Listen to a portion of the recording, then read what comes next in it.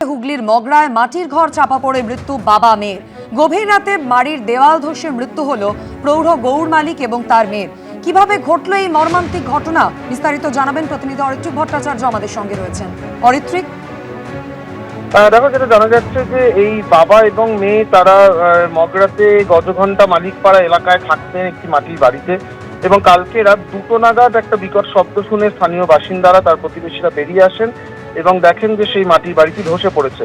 এলাকার বাসিন্দারাই তাদের বার করার প্রথমে চেষ্টা করেন, মগরা থানায় খবর দেওয়া হয়, তাদেরকে বের করা হলেও তাদের কিন্তু বাঁচানো সম্ভব হয়নি। এখনো পর্যন্ত জানা যাচ্ছে যেটা, যে এই গৌর মালিক তিনি পেশায় সবজি ব্যবসায়ী ছিলেন, তার 12 বছরের মেয়েকে নিয়ে তিনি ওখানেই থাকতেন। তার নামে আবাস যোজনার একটি বাড়ি বরাদ্দ পর্যন্ত হয়েছিল, তার ইটের দেয়াল কিছুটা তোলা হয়েছিল, কিন্তু যেটা অভিযোগ যে আগের সরকারের আমলে এই আবাস যোজনার ঘর বরাদ্দ হলেও সম্পূর্ণ অর্থ পাননি তিনি, তার ফলে নির্মাণ শেষ করা যায়নি এবং সেই যে কিছুটা দেওয়াল ওঠা যে পাকা বাড়ি, সেটাকে না থেকে তারা মাটির ঘর করতে বাধ্য হচ্ছিলেন। তারপরে এই দুর্ঘটনা আমরা জানি, গত কয়েকদিন ধরে বৃষ্টি হচ্ছে, তার ফলে মাটির বাড়ির যে আঁটুনি সেটা হয়তো কিছুটা দুর্বল হয়ে গিয়েছিল এবং তারপরে সেই বাড়ি ভেঙে পড়ে, এবং সেই বাড়ি ভেঙে পড়েই বাবা এবং মেয়ে দুজনেরই মৃত্যু হয়েছে। তাদেরকে হাসপাতালে নিয়ে যাওয়া হলে তাদের মৃত বলে ঘোষণা করা হয় এবং এলাকায় যারা রয়েছেন তারা একদিকে যেমন শোকসন্তপ্ত, আরেকদিকে তারা অত্যন্ত ক্ষুব্ধ, কারণ তারা মনে করছেন যে নির্দিষ্ট সময়ে নির্দিষ্ট টাকা না পাওয়ার ফলেই পাকা বাড়ি নির্মাণ সম্ভব হলো না এবং তার জেরেই এই দুর্ঘটনা। ধন্যবাদ অরিত্রিক। পেলেট গানের ব্যবহার সম্পূর্ণভাবে নিষিদ্ধ করার আর্জিতে মামলা দায়ের করা হয়েছিল সুপ্রিম কোর্টে, আর সেই শুনানিতে আদালত বলল সম্পূর্ণ ব্যতিক্রমী পরিস্থিতিতেই পেলেট গান ব্যবহার করার ক্ষমতা রয়েছে পুলিশের। একই সঙ্গে যন্তর মন্তরে আন্দোলনকারীদের ওপর র্যাফের ব্যবহৃত অ্যামিউনিশন লক তা সংরক্ষণ করার নির্দেশও দেওয়া হয়েছে আদালতের তরফ থেকে। একমাত্র ব্যতিক্রমী পরিস্থিতিতেই পেলেট গান ব্যবহার করার ক্ষমতা রয়েছে পুলিশের। বৃহস্পতিবার তা স্পষ্ট করে দিল সুপ্রিম কোর্ট।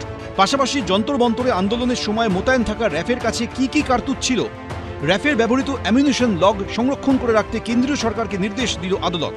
নিট প্রশ্নফাঁস কাণ্ডের প্রতিবাদে গত 20শে জুলাই সংসদ মার্চ করেন আন্দোলনকারীরা। সেদিনই বিক্ষোভকারীদের দমাতে পুলিশের এই সব ছবি সামনে আসে। এই অবস্থায় ছড়রা গুলির ব্যবহার সম্পূর্ণ নিষিদ্ধ করার আর্জিতে মামলা হয় সুপ্রিম কোর্টে।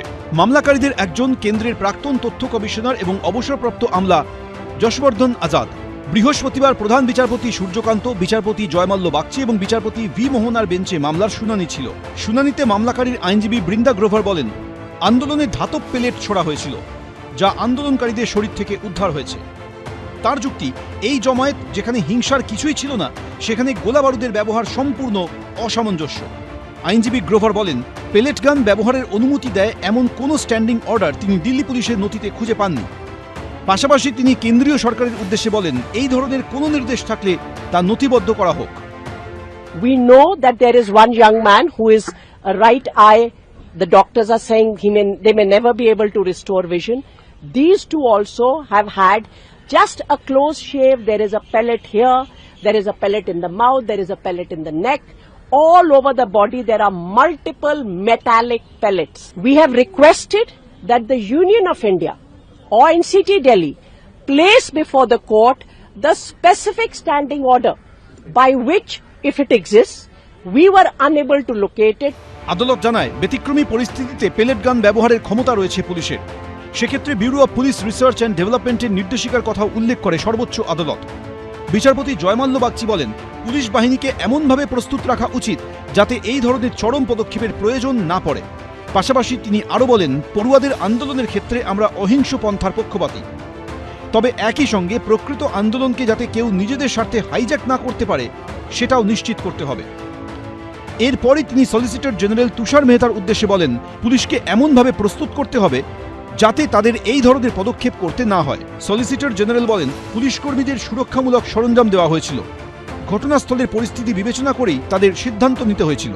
এরপরই যন্তর মন্তরে পড়ুয়া বিক্ষোভ চলাকালীন র্যাফের ব্যবহৃত অ্যামিউনিশন লগ সংরক্ষণ করে রাখতে নির্দেশ দেয় আদালত। এবিপি আনন্দ। এবিপি আনন্দ, এগিয়ে থাকে, এগিয়ে রাখে।